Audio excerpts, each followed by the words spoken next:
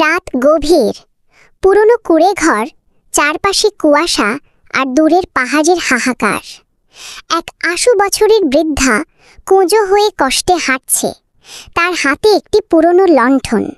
ঘরের ভেতরে থেকে মাঝে মাঝে ভারী গর্জনের শব্দ শোনা যায়।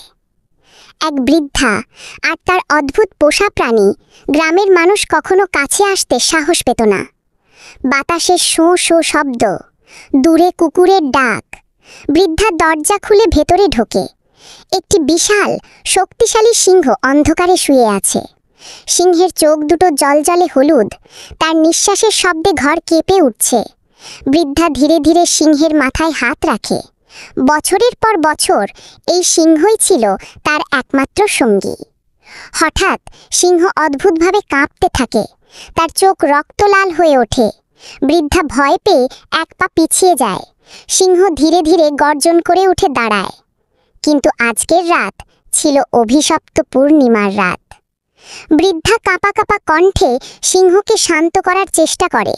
হঠাৎ সিংহ ভয়ঙ্করভাবে মুখ হাঁ করে আক্রমণ করতে ঝাঁপিয়ে পড়ে।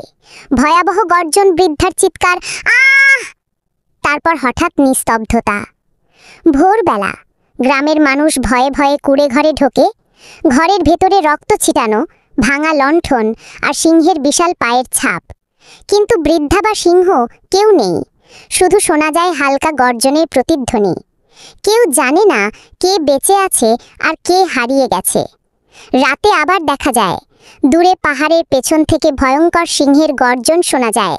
হঠাৎ কুঁড়ে ঘরের দরজা নিজে থেকেই ধীরে ধীরে বন্ধ হয়ে যায়।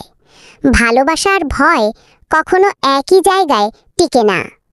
বন্ধুরা, ভিডিওটি ভালো লাগলে সবাই চ্যানেলটি সাবস্ক্রাইব করুন প্লিজ।